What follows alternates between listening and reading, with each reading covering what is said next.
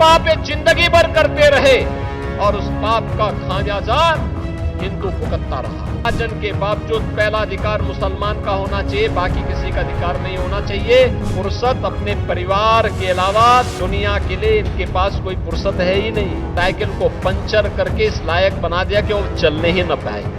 पीलीभीत में मुख्यमंत्री योगी आदित्यनाथ ने आज यानी कि 29 जून को बरखेड़ा विधानसभा क्षेत्र के पतरासा कुंवरपुर गांव में 569.11 करोड़ रुपए की 66 विकास परियोजनाओं का लोकार्पण और शिलान्यास किया।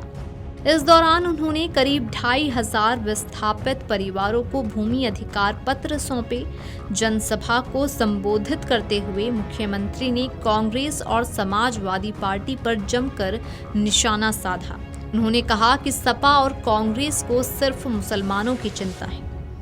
इनका तो सबसे पहला उद्देश्य ही क्या है कि देश के संसाधन पर विभाजन के बावजूद पहला अधिकार मुसलमान का होना चाहिए, बाकी किसी का अधिकार नहीं होना चाहिए।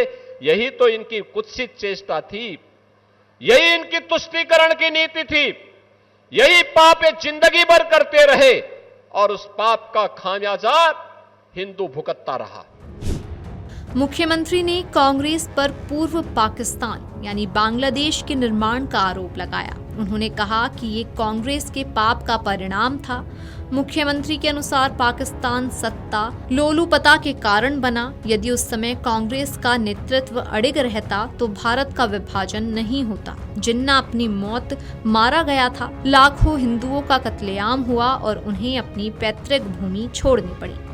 सीएम योगी ने समाजवादी पार्टी को कांग्रेस का हमराज बताया। उन्होंने कहा कि सपा को तुष्टीकरण की राजनीति से फुर्सत नहीं थी, इसलिए वे गरीबों, दलितों और वंचितों के बारे में नहीं सोचते थे।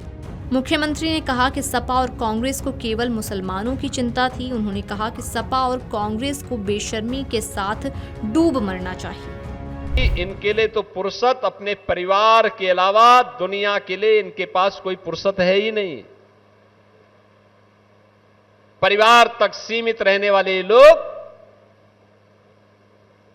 समाज का कल्याण नहीं कर सकते, देश का कल्याण नहीं कर सकते।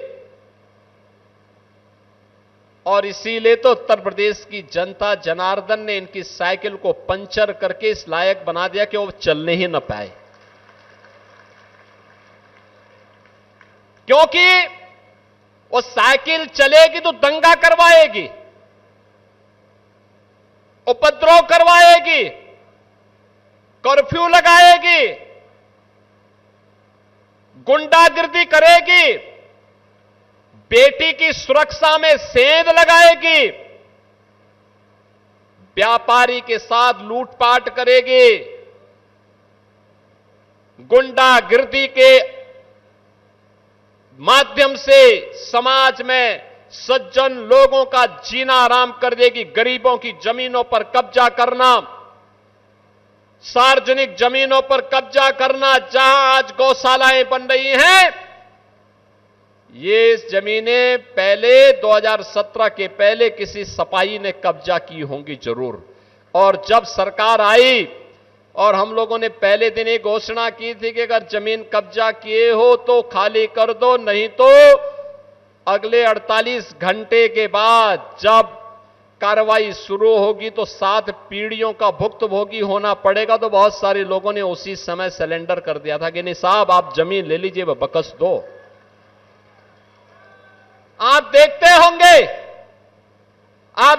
होंगे एक समय था जब माफिया सिर तान करके चलता था, सीना तान करके चलता था, थानों पे कब्जा करता था, तहसीलों में उधमबाजी करते थे, किसी भी गरीब की जमीन पर कब्जा कर लेते थे, विकास की योजना को नहीं पूरा होने देते थे, बेटी और बहनों की इज्जत के साथ खिलवाड़ करते थे, व्यापारियों का जीना हराम करते थे, उद्यम नहीं आने देते थे,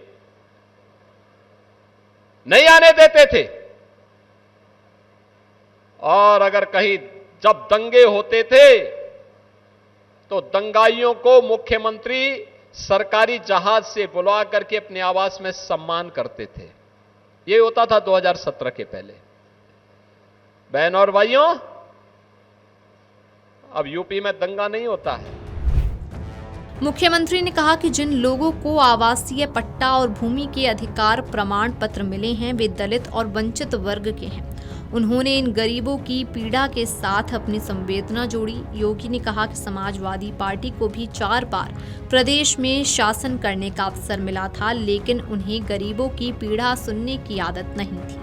तब सुनते जब बबुआ को समय पर उठने की आदत हो। 12 बजे सोकर उठेंगे, 2 बजे तक तैयार होंगे, फिर 5 बजे तक जिम चले जाएंगे। गरीबों की पीड़ा सुनने की आदत कहाँ होगी? उनके एजेंडे में केवल सैफई का विकास था, पीलीभीत का नहीं। उन्होंने कहा कि यदि पीलीभीत उनके एजेंडे में होता तो यहाँ मेडिकल कॉलेज बन गया होता। साथ ही मुख्यमंत्री ने अपने संबोधन की शुरुआत भगवान श्री राम के जयकारे से की। उन्होंने कहा कि बिसलपुर और बरखेड़ा विधानसभा क्षेत्रों को करीब 600 करोड़ रुपए की परियोजना का उपहार मिल रहा है। मुख्यमंत्री ने बताया कि 55 से 56 वर्ष पहले बांग्लादेश से प्रताड़ित कर निकाले गए परिवारों को पीलीभीत में पुनर्वासित किया गया। इन परिवारों को अब भारतीय नागरिकता भी मिल गई है। उन्होंने कहा कि इन लोगों के लिए एक नया जीवन है। ये प्रमाण पत्र मिलने के बाद कोई भी ताकत इन्हें यहाँ से नहीं निकाल सकती। अब इन्हें कोई पराया नहीं कह सकता। इन परिवारों को अपनी विरासत संरक्षित करने का मंच मिल गया है। Video desk amarujala.com। अगर आप ये वीडियो YouTube पर देख रहे हैं तो हमारे चैनल को सब्सक्राइब कर बेल आइकन दबाएं और Facebook पर देख रहे हैं तो हमारे पेज को लाइक करें।